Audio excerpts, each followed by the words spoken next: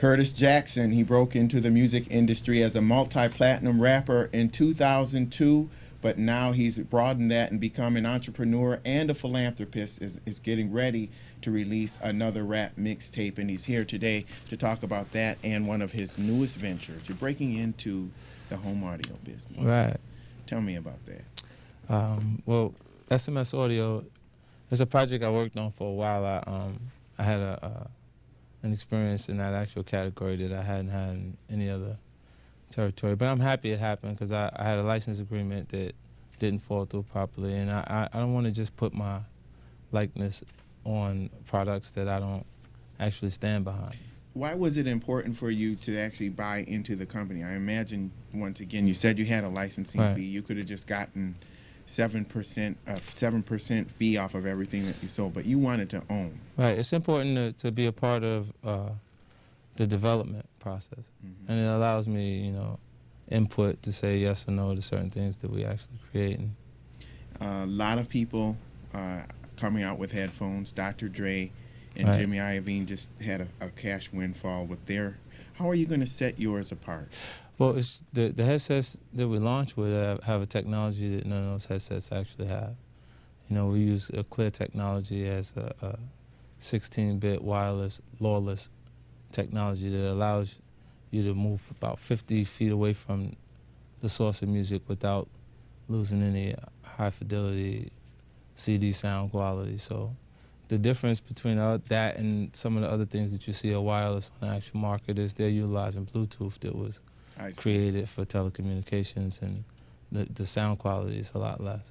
What's fascinating about you is the fact that, for instance, with the vitamin water deal, you took stock to endorse that product, and you were basically the guy out there that brought the flavor to the next level. Right, and it changed the way artists feel like they should operate when doing deals through brand extension and opportunities. They followed in that and looking for equity, ownership in actual companies. And moving forward, I hope I influence them with the business model that I utilize for SK, for Street Kings. It's an energy drink, and I partner with the United Nations World Food Program to provide a meal through every purchase of the actual drink. So it feels good. According to the United Nations numbers, 29,000 people die per day.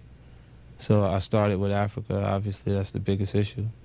And what I got as feedback from some of my actual audience is, you know, people that aren't actually informed, they react immediately like, we hungry here, Fifth. Like, we got people hungry here, and that's just right, but it's not half as bad as that issue is. And what I did with SMS Audio is I partnered with Feed America.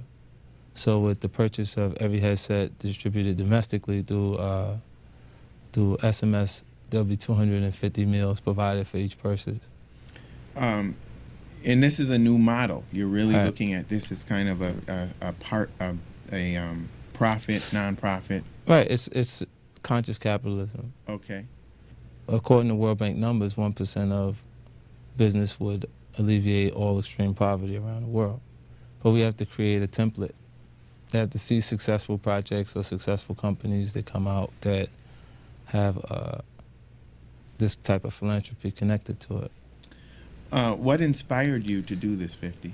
I was traveling in Africa, and while I was out there, I saw something that was more extreme than low-income housing. Like, I made reference to being from the bottom in my music, and it's so much harder. They live under such harsh circumstances that it made me feel like I should do something.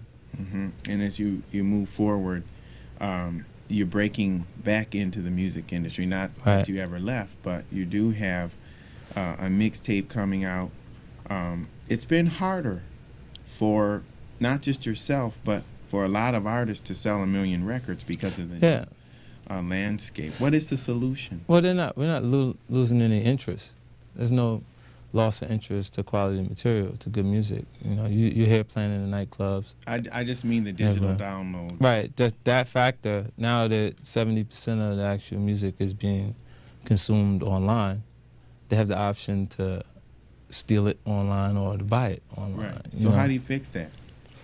Well, I don't think you fix it. I think well, Sean Parker has a pretty good idea with Spotify, because he's aware of the damage done through Napster, and then he went forward with a model that can actually just stream continue to at least have the major corporations, the major record companies feel like they're taking legitimate risk on marketing artists. Because now you're meeting the new artist before the record company does. All you need is a camera, and today your telephone's a camera. So they after making the music in the studio, they film themselves. Wow, it's right on YouTube. So if you can identify with talent, you can hear it early on. They start to develop a following online, and then the record companies come. So we're losing artist development. You know, I get a sense that you were thinking about these concepts, the idea of diversifying, before you actually came into the major record deal. Well, I think this is something that I want to do. You're going to see long haul. I'll be involved in this actual company. It's not like something we'll build up and just get rid of it. Because, I mean, it's exciting to me. Like, being a part of this audio company is also a reflection of my passion for delivering music that sounds well. Right.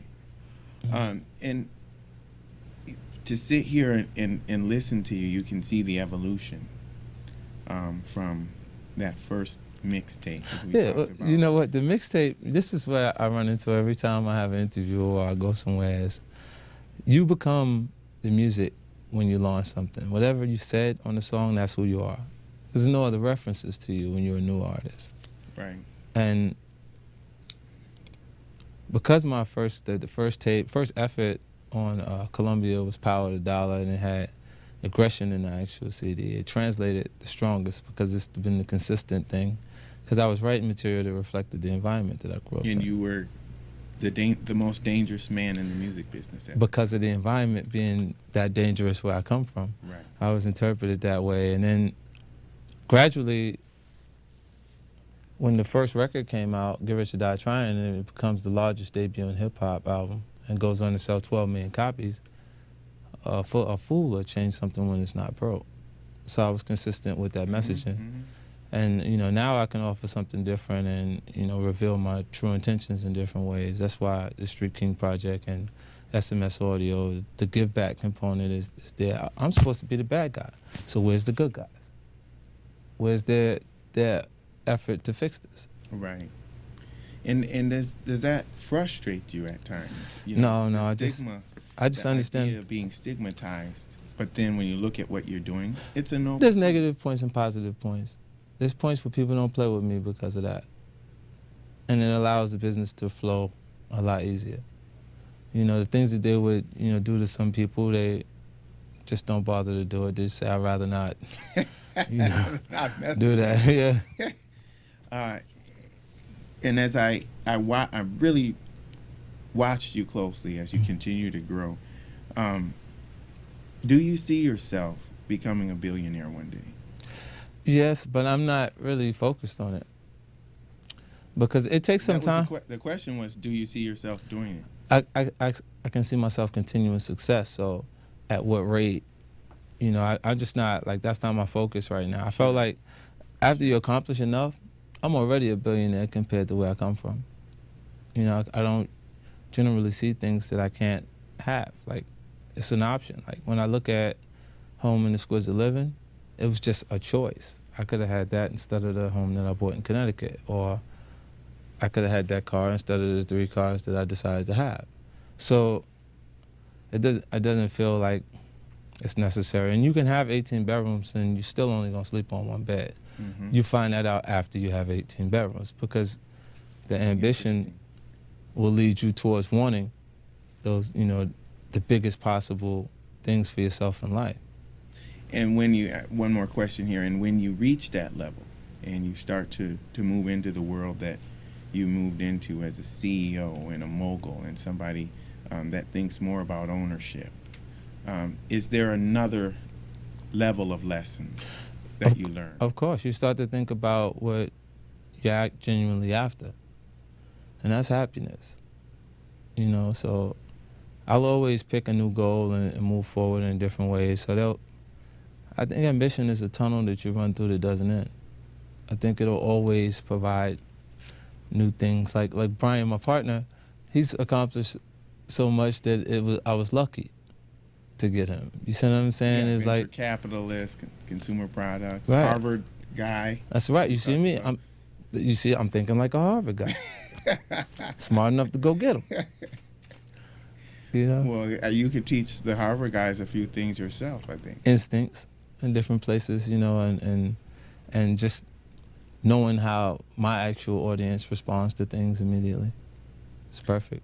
All right. Well, we're going to continue to watch you, Curtis Jackson, as you move forward in this world. And thank you. Make sure you come back to see us, okay? Definitely. And with Curtis Jackson, 50 Cent, I'm Lee Hawkins. We'll see you next time.